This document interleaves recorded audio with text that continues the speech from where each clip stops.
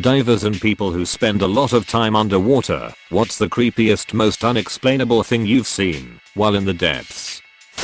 I dropped my goggles and was trying to reach down in the river and grab it, but I pulled out a sheep skull by its sockets. Wasn't as creepy in hindsight, but 10-year-old me was scared. Wasn't as creepy in hindsight, my ass. I'm just lucky it wasn't a human skull.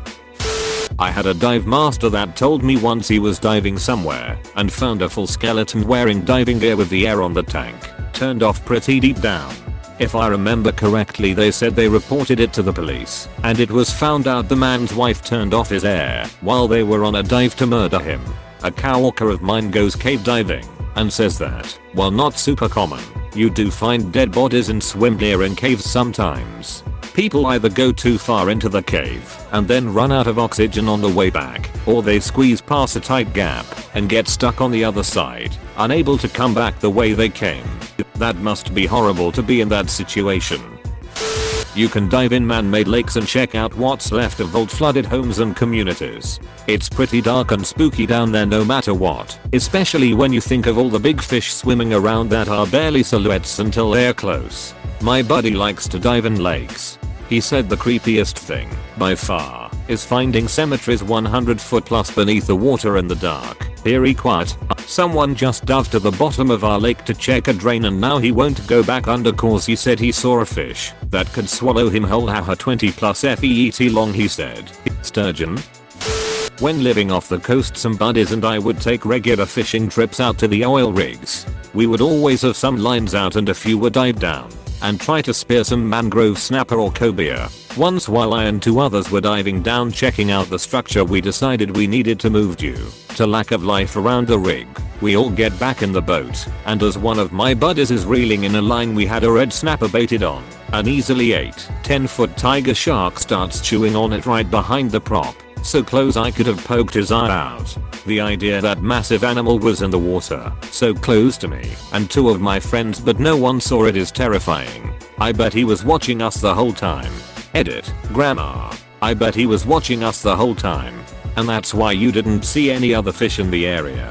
That's what I was thinking. I witnessed something like this while diving a few years ago. My dive buddy and I were feeding a school of fish when all of a sudden poof, they're gone. I turned around to look where they ran off to, only to see a great barracuda hovering over us like a star destroyer. Not unexplainable, but gave me a bit of a fright. I worked as a commercial diver for about 7 years in the UK, and also some work in Europe.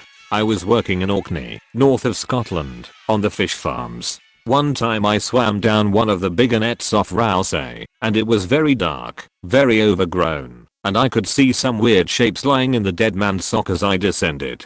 There were a few more dead fish than usual, maybe 100 or so, but underneath them were lying 3 dead seals. Big ones. It was hard to make out because they were covered in fish, but one of the seals had a big fucking chunk of it missing. And that's when I looked up and saw a 4-foot tear in the side of the net. Fuck that. I was only a newbie at this point. Fish farm work is generally the best way to start a diving career. Doesn't pay the best, but you get plenty of minutes logged, which helps for experience. I told the supervisor, who said get out straight away. They sent one of the more experienced lads in after me, and he fixed the whole sharpish and then rigged the seals up to be lifted out. Turns out the seals had been killed by orca and somehow got through the net in a panic. Orca are quite common up in Orkney and are the only animal we were told you had to get out the water for if seen. Only one of the seals had a bite mark. The other 2 got caught in the net. Not supernatural or anything, but I remember a significant shiver running down my spine that day. Edit, whoa. More responses than I've ever had on a post.